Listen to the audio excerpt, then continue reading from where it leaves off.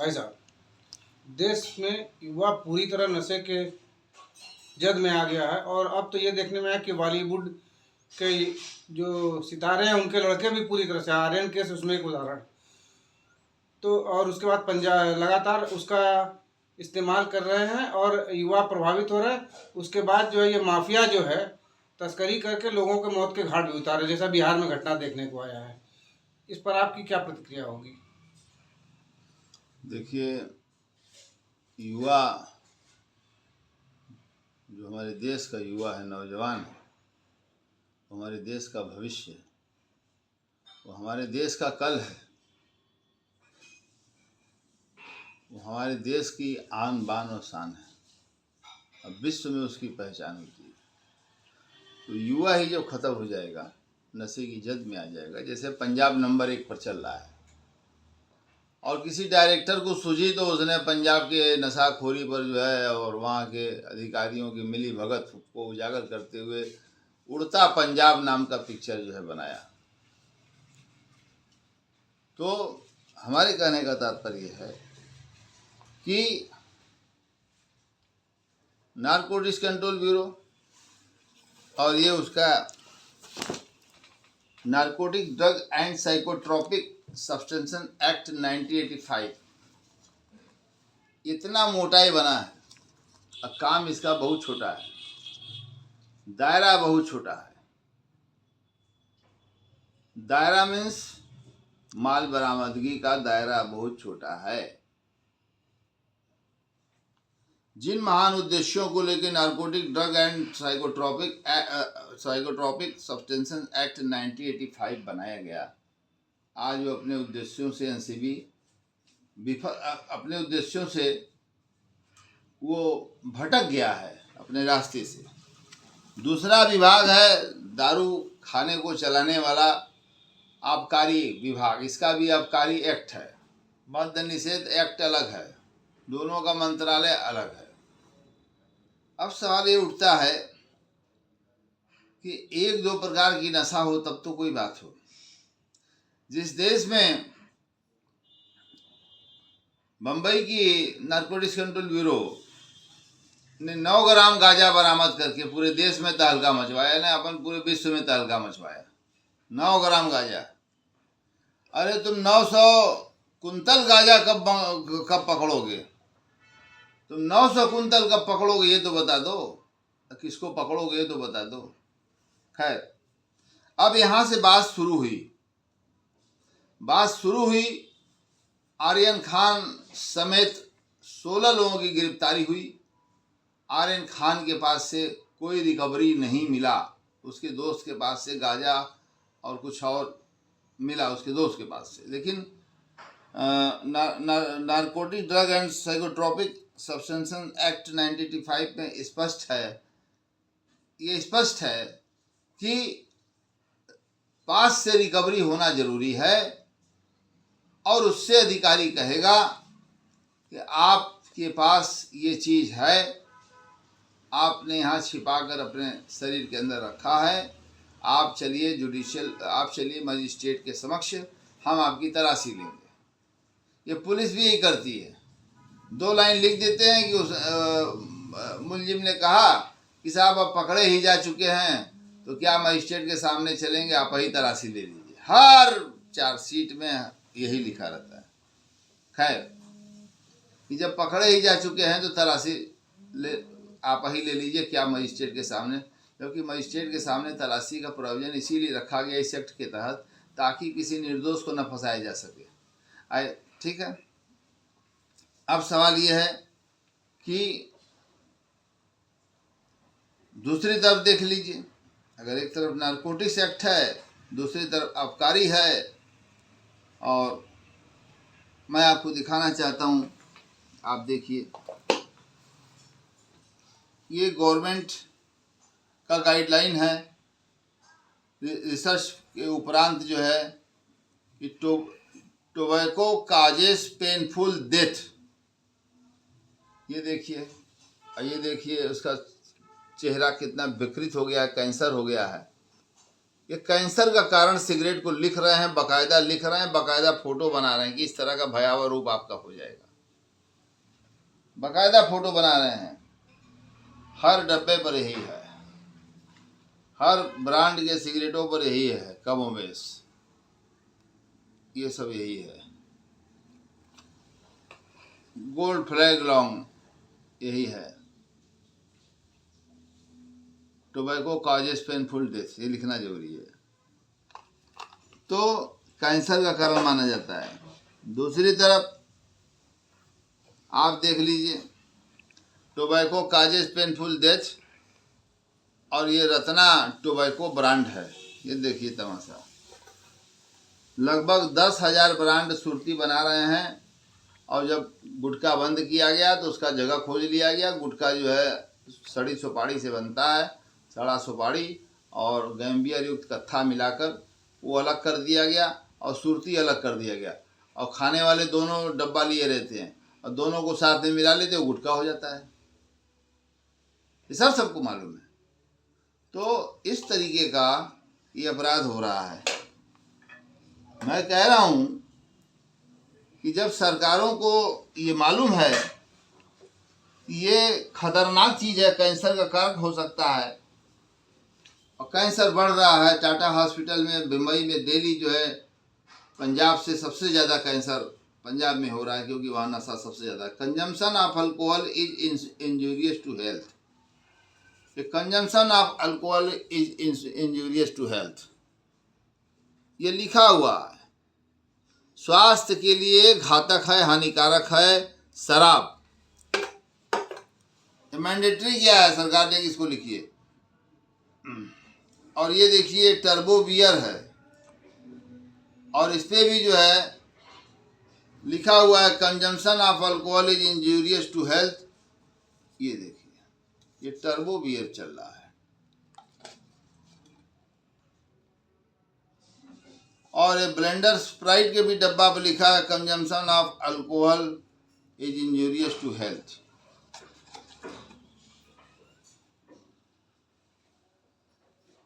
अब आपको दिखा दें गुटखा का खेल कैसे फिर से बना दिया गया।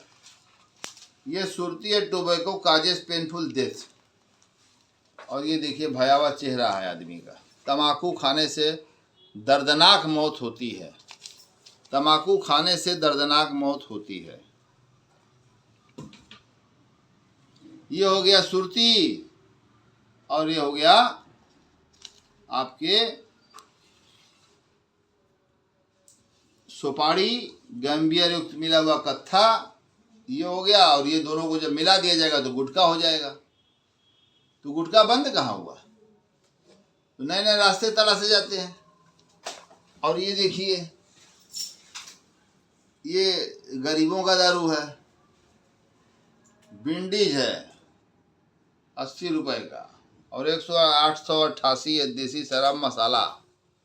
कहीं नूरी है, कहीं लैला बिक रहा है देसी शराब में।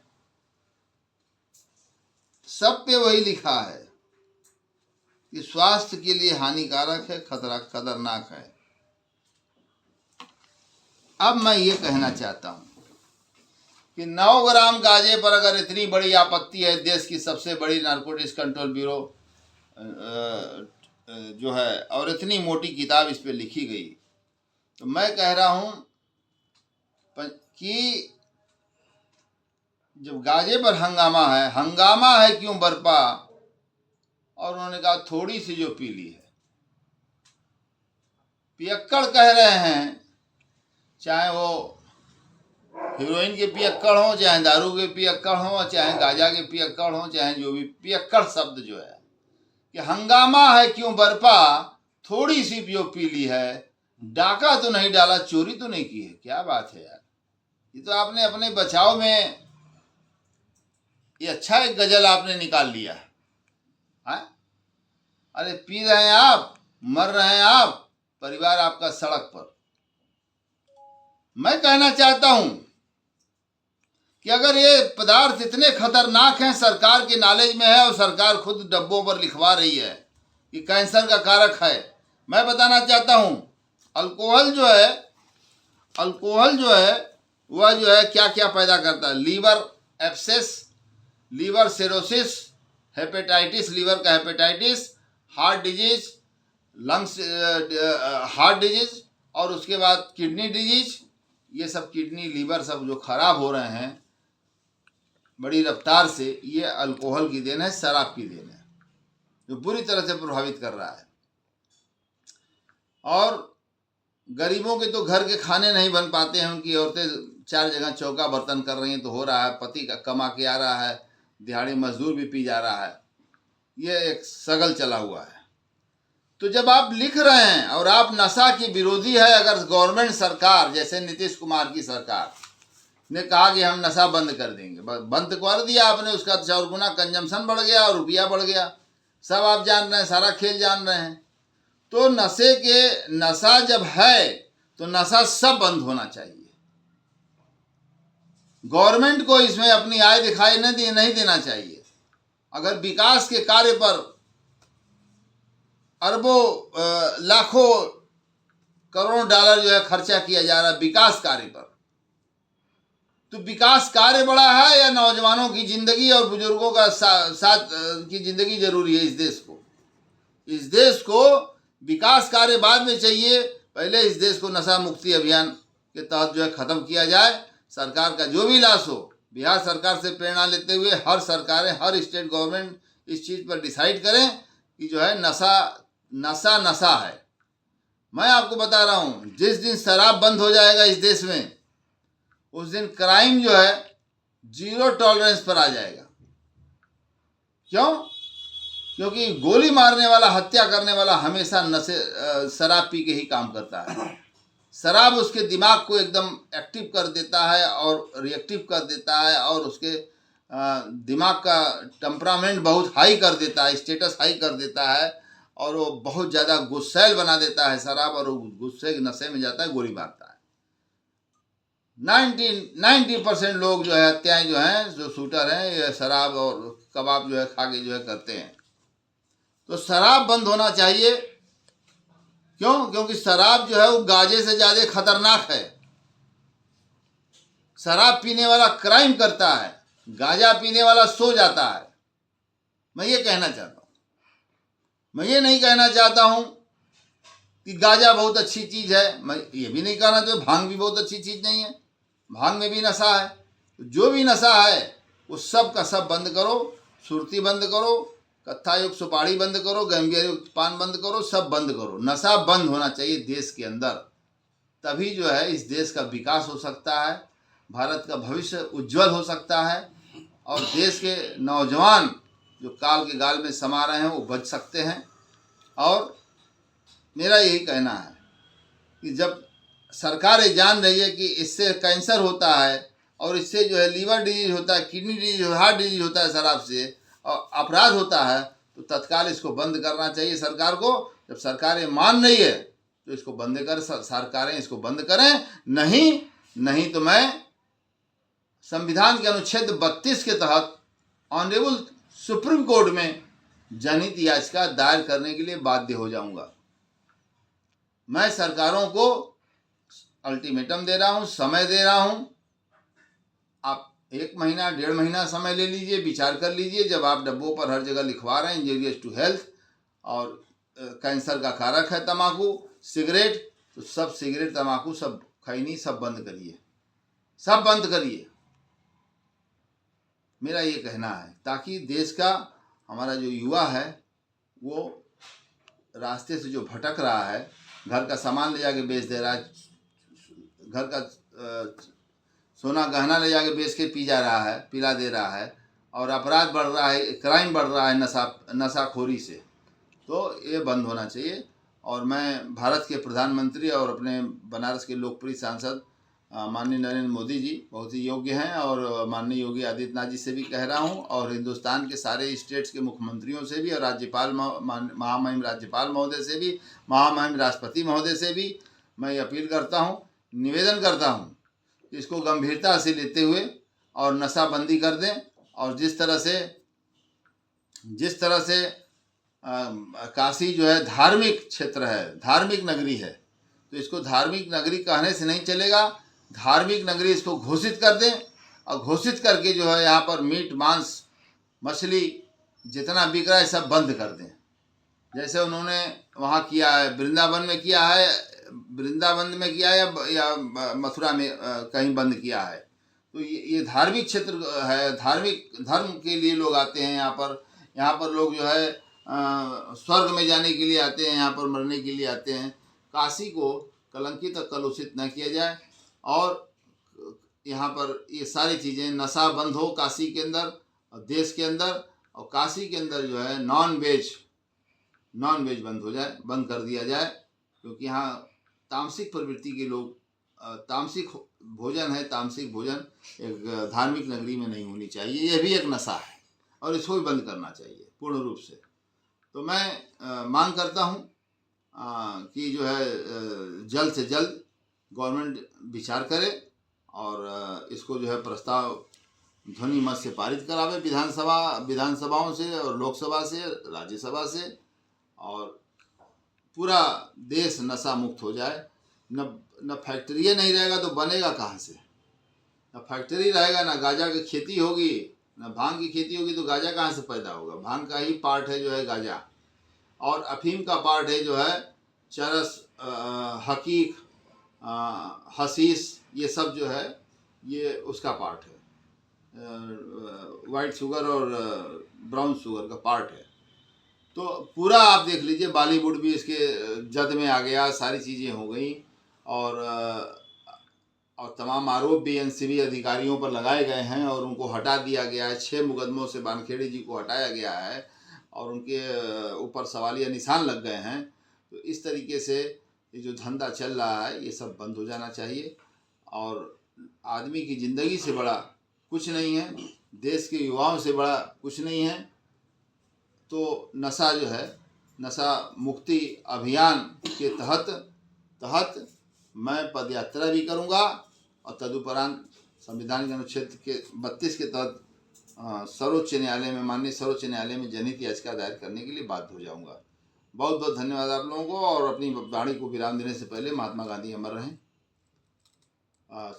राजेंद्र प्रसाद जी अमर रहें, ज्ञानी जैल सिंह जी भी अमर रहें, इंदिरा गांधी अमर रहें, जवाहरलाल नेहरू अमर रहें, महात्मा गांधी अमर रहें, पंडित अटल बिहारी वाजपेयी जी अमर रहें, पंडित दीनदयाल उपाध्याय जी अमर रहें, और आपके माननीय नरेंद्र मोदी जी जिंदाबाद। चीफ जस्टिस ऑफ इंडिया की जय हो, भारत के संविधान की जय हो, न्यायपालिका की जय हो, न्यायपालिका की जय हो, मुख्यमंत्री योगी आदित्यनाथ जी की जय हो। वो अधिकारी IPS, IAS, PCS, PCS से SJS, ये लोग PCS एलाइट, जो भी अधिकारी हमारे देश का और कर्मचारी कुछ हद तक अगर वो ईमानदार हैं, ईमानदारी के रास्ते पर आज चल रहे हैं, बहुत से अधिक अधिकारी हैं, कर्मचारी हैं, कर्तव्यनिष्ठ हैं, दमन करते हैं बड़े बड़े अपराधियों का, ऐसे लोगों की भी जय मैं करता हूं कि ऐसे लोगों की भी जय हो, अधिकारियों की भी जय हो जो ईमानदार हैं। अब भ्रष्ट बेईमान अधिकारियों को मुर्दाबाद हो, भ्रष्ट बेईमान नेताओं की मुर्दाबाद हो, चाहे किसी भी दल के हो। ये और बहुत बहुत धन्यवाद आप लोगों को समय देने का, सवाल अच्छा उठाने का।